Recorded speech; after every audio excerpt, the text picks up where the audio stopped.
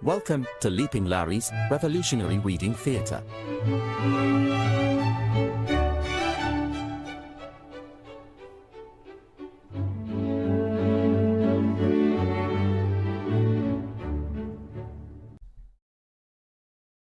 Okay, as you know, we are reading George Jackson's Blood in My Eye. If you're looking for a link to the work yourself, you can get it right here.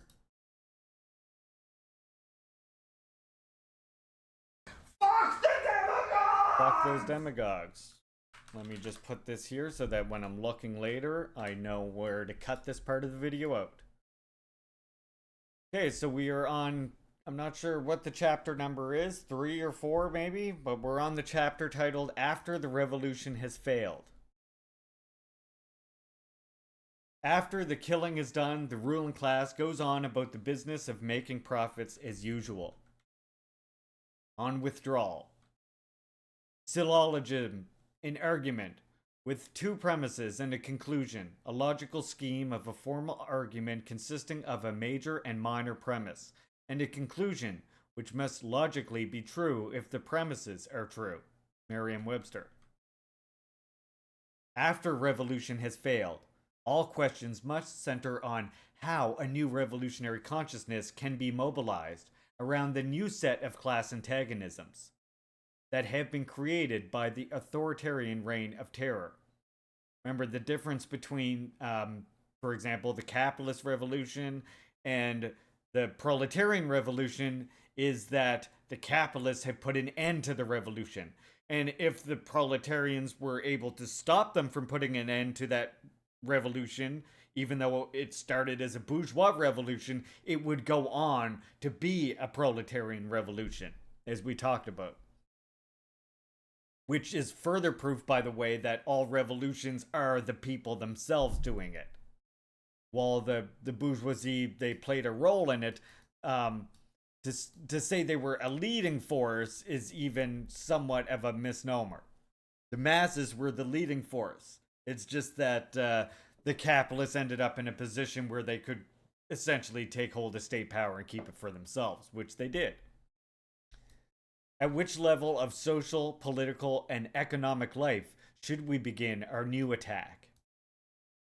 First, we, the black partisans of and their vanguard party, the old and new left alike, must concede that the workers' revolution and its vanguard parties have failed to deliver the promised changes in property relations or any of the institutions that support them.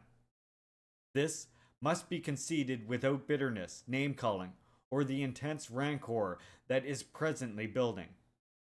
There have been 2 depressions, 2 great wars, a dozen serious recessions, a dozen brush wars, crisis after economic crisis. The mass psychosocial national cohesiveness has trembled on the brink of disruption and disintegration repeatedly over the last 50 years, threatening to fly apart from its own concentric inner dynamics. But at each crisis, it was allowed to reform itself. With each reform, revolution became more remote. This is because the old left has failed to understand the true nature of fascism. We will never have a complete definition of fascism because it is in constant motion, showing a new face to fit any particular set of problems that arise to threaten the predominance of the traditionalist, capitalist ruling class. But if one were forced for the sake of clarity to define it in a word simple enough for all to understand, that word would be reform. We can make our definition more precise by adding the word economic. Economic reform comes very close to a working definition of fascist motive forces. Such a definition may serve to clarify things even though it leaves a great deal unexplained. Each economic reform that perpetrates ruling class hegemony has to be disguised as a positive gain for the upthrusting masses. Disguise enters as a third stage of the emergence and development of the fascist state. The modern industrial fascist state has found it essential to disguise the opulence of its ruling class leisure existence by providing the lower classes with a mass consumer's flea market of its own, to allow a sizable portion of the new state to participate in this flea market.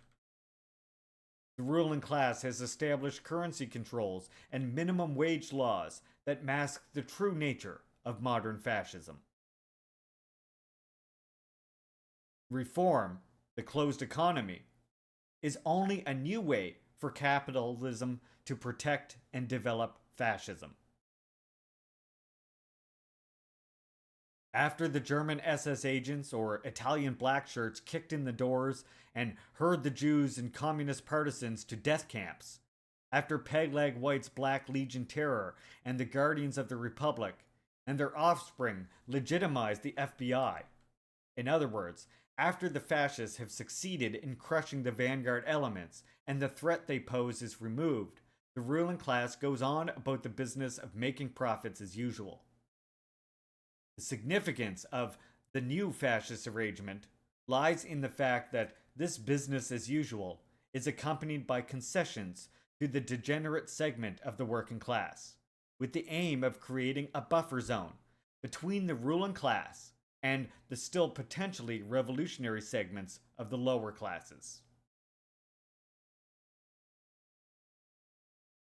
Boy, Patsogs really need to read this. But they won't, for a very specific reason that I talk about all the time. That they are this that this is warning about, or at least they represent a feature of it, right? A feature of rising fascism here, an upsurging fascism.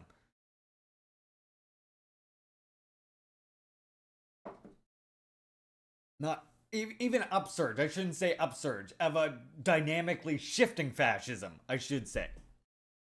Fascism is trying to essentially make itself more powerful and ingrain itself more and more in movements, especially as it always has done in the communist movement, like with LaRoucheite organizations, especially in the West, which I talk about a lot too. Corporative ideals have reached their logical conclusion in the US. The new corporate state has fought its way through crisis after crisis, established its ruling elites in every important institution, formed its partnership with labor through its elites, erected the most massive network of protective agencies, replete with spies, technical and animal, to be found in any police state in the world. The violence of the ruling class of this country and the long process of its trend towards authoritarianism and its last and highest state, fascism, cannot be rivaled in its excess by any other nation on earth today or in history.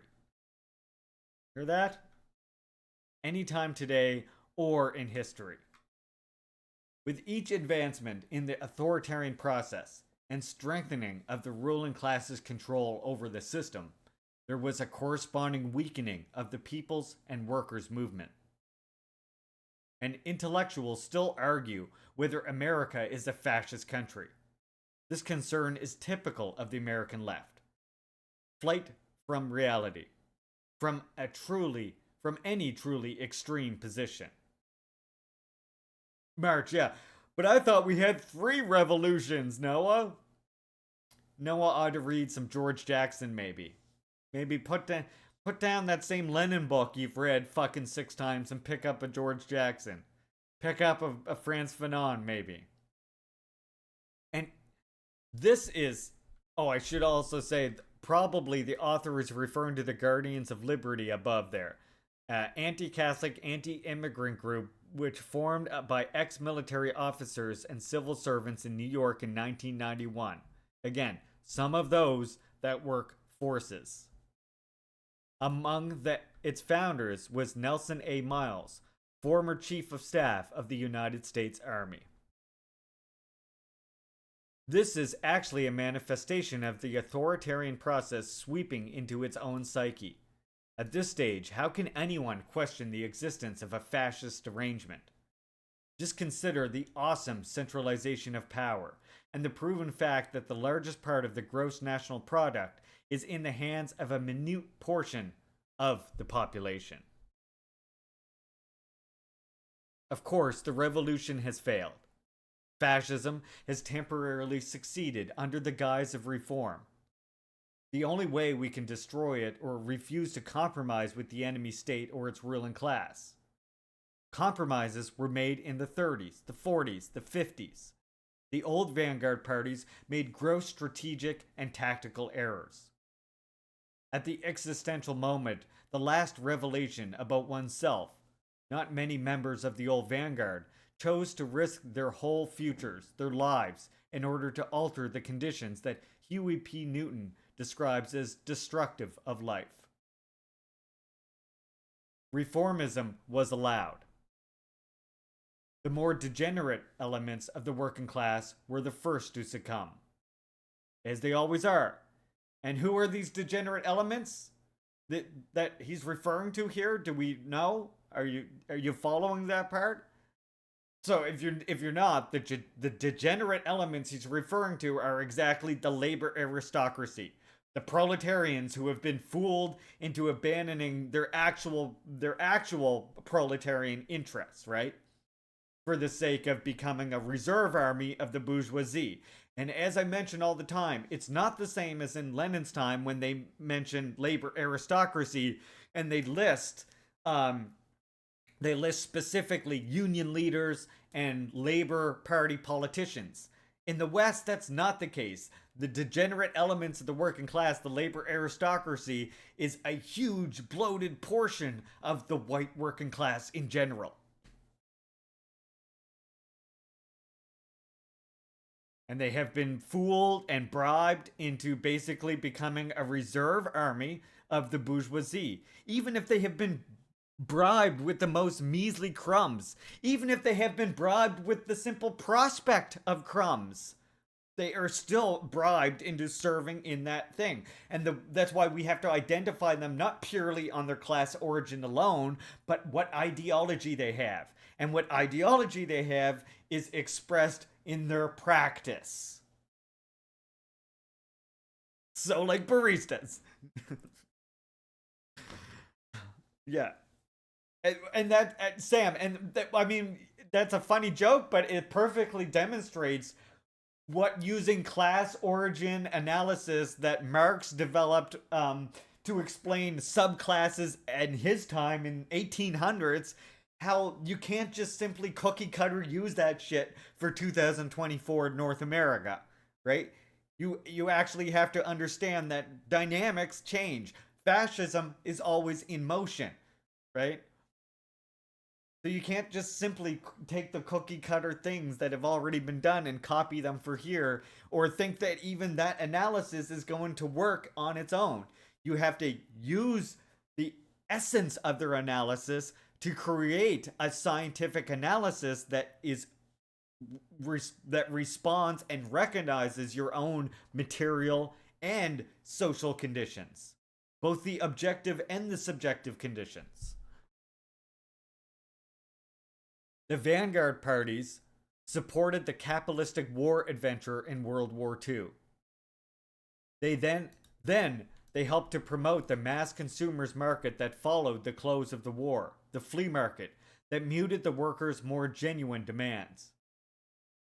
Today, we are faced with a clearly different set of class antagonisms, the complexities of a particularly refined fascist economic arrangement, where the controlling elites have co-opted large portions of the lowly working class, as I just explained. When we ask ourselves, where will we attack the enemy state? We are answered at the productive point. The next logical question is, with whom and what will we attack? The fortified entrance of the productive and distributive system in a nation of short-sighted, contented, conservative workers. Obviously, the fascist movement is counter-revolution at its very center. Hey Barry, welcome in. Fascist reformism is a calculated response to the classic scientific socialist approach to revolution, through positive mobilization of the working class. Come for the Juche, stay for the Q commies. Fuck yes. From its inception, the fascist arrangement has attempted to create the illusion of a mass society in which the traditional capitalist ruling class would continue to play its leading role. A mass society that is not a mass society. A mass society of authoritarians, whose short-term material interests are perfectly suited to the development of the perfect totalitarian state and centralized economy. And if you want to learn more about that, I highly recommend you check out the book that we read previously, which was Kim Jong-il's Abuses of Socialism Are Intolerable, which I do have a reading of on this channel and on my YouTube. The most precise definitions of fascism involve the concept of scientific capitalism, or controlled capitalism, a sophisticated, totalitarian, learned response to the challenge of egalitarian, scientific socialism. After its successful establishment in Spain, Portugal, Greece, South Africa, and the United States of America, we are faced with the obvious question of how to raise a new consciousness. We are faced with the task of raising a positive mobilization of the revolutionary consciousness in a mass that has gone through a contrapositive authoritarian process. The new vanguard elements seem to agree that withdrawal from the enemy state and its social, political, and economic life is the first step towards its destruction. The new vanguard elements seem to agree that the new revolutionary consciousness will develop in the struggles of withdrawal. However, after this point, agreement grows vague and is all but lost in a sea of contradiction. The contention turns on one primary question: the scope and range of violence within the revolutionary process. After the lengthy and clearly unnecessary ideological battle that laid to rest the direct approach to revolution by the white or black worker, we are now faced with an equally unnecessary ideological battle over which of the various communal, revolutionary cultural approaches has the stronger revolutionary validity. The problem is compounded by the almost apolitical withdrawal of the growing Weatherman factions and their estranged allies on campus to organic food gardens and a life of sex, music, and drugs. Their Nietzschean Hegelian withdrawal mimics the European historical experience of the last 5 generations. In our equation, this must be considered the minor side of syllogism. Though revolution is in fashion, the realistic, cohesive synergism seems as yet impossibly remote. Ho ho ho! God damn! Sorry, I've read this before, but I did not realize how fucking on the nose this one paragraph is, especially. The almost apolitical withdrawal of the growing Weatherman factions and their estranged allies on campus to organic food gardens and a life of sex, music, and drugs. While talking about the revolution. While educating their community by endless YouTube videos without commentary. And let's just say some bullshit about China. On the other side of the equation, we have Huey Newton's concept of black communes, set well within a huge population centers of the enemy state. This concept accepts any level of violence that will be necessary to enforce the demands of the people and workers. These communes will be tied to one another by a national and international vanguard party and joined to the world's other revolutionary societies. They are the obvious answer to all the theoretical and practical questions and problems about an American revolution. A revolution that will be carried out principally by blacks. The question I've asked myself over the years runs this way. Who has done most of the dying, most of the work, most of the time in prison, on Max Row? Who is the hindmost in every aspect of social, political, and economic life? Who has the least short-term interest, or no interest at all, in the survival of the present state? In this condition, how could we believe in the possibility of a new generation of enlightened fascists who would dismantle the basis of their hierarchy? Midwestern Marx. Looking at you. Yeah, I called you out. I'm looking at Midwestern Marx when I hear that.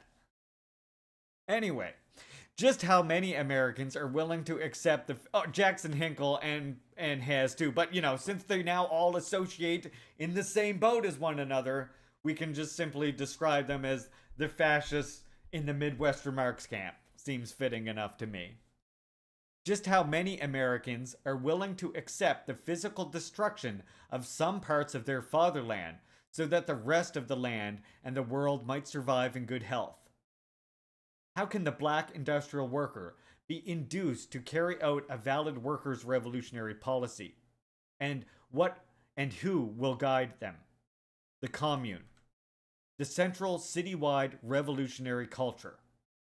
But who will build the commune that will guide the people into a significant challenge to property rights? Carving out a commune in the central city will involve claiming certain rights as our own, out front. Rights that have not been respected to now. Property rights. It will involve building a political, social, and economic infrastructure capable of filling the vacuum that has been left by the establishment ruling class and pushing the occupying forces of the enemy culture from our midst. The implementation of this new social, political, and economic program will feed and comfort all the people on at least a subsistence level, and force the owners of the enemy bourgeois culture either to tie their whole fortunes to the communes and the people, or to leave the land, the tools, and the market behind. If he will not leave voluntarily, we will expel him. We will use the shotgun and the anti-tank rocket launcher.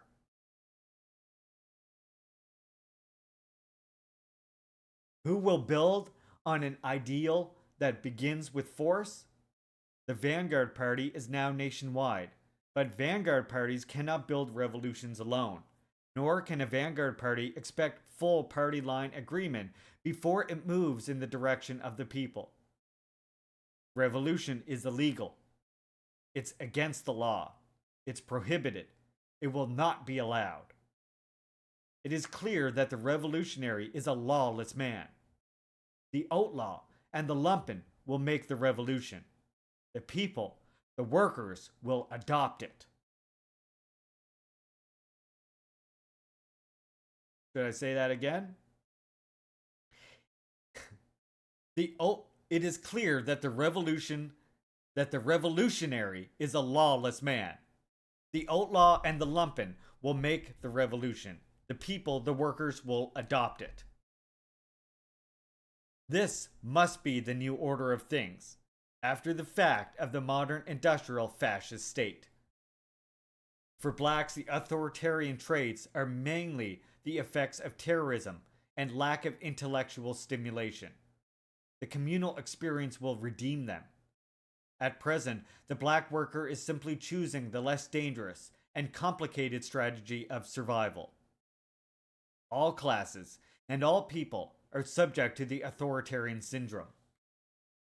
It is an atavistic throwback to the herd instincts, but it requires only the proper trauma, the proper eco-sociological set of circumstantial pressures to bring forth a revolutionary consciousness. Racism enters, on the psychosocial level, in the form of a morbid, traditional fear of both blacks and revolutions.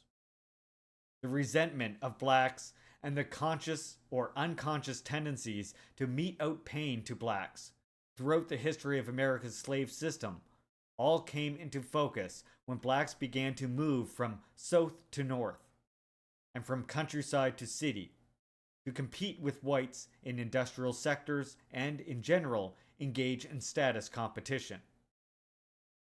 Resentment, fear, insecurity, and the usual isolation that is patterned into every modern, capitalist industrial society.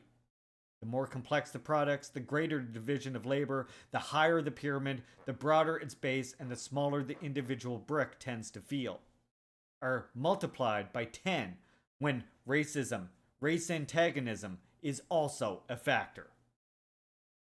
There is certainly no lack of evidence to provide the existence of an old and built-in character assassination of programmed racism.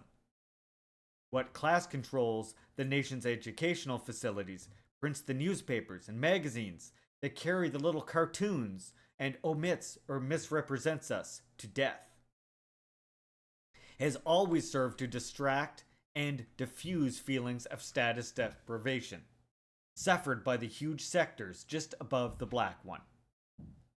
Then also, to account for the seemingly dual nature recognizable in the authoritarian personality, conformity, but also a strange latent destructiveness, racism has always been employed as a pressure release for the psychopathic destructiveness evinced by the people, historically processed to fear, to feel the need for a decision maker, to hate freedom.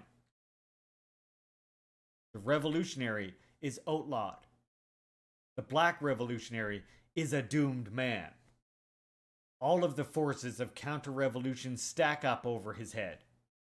He's standing in the tank trap he has dug. He lives in the crosshairs. No one can understand the feeling but himself. From the beginning of his revolutionary consciousness, he must use every device to stay alive. Violence is a forced issue. It's incumbent on him. The very first political programs have had to be defended with duels to the death. Children's breakfast programs have been spared. The next round of commune building could cause the third great war of the century. We must build with the fingers of one hand wrapped around a gun, an anti-personal weapon. We cannot leave the central city. This must be understood by the other revolutionary people if we are to move together to conclusive action. The war will be fought in the nerve centers of the nation, the cities where Angela was finally captured as she was at work for the revolution, where Huey was found hiding and working by the government's propaganda apparatus. We cannot withdraw from the cities. In order to complete the revolutionary syllogism, the fascists must be forced to withdraw. And under cover of the guns which force their withdrawal, we will build the new black communes, a blade in the throat of fascism.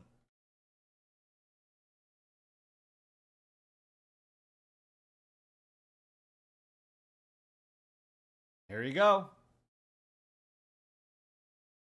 Next time we'll be on page 21 and starting the chapter, Fascism. Get those stab emotions ready. What do you think, comrades? Good?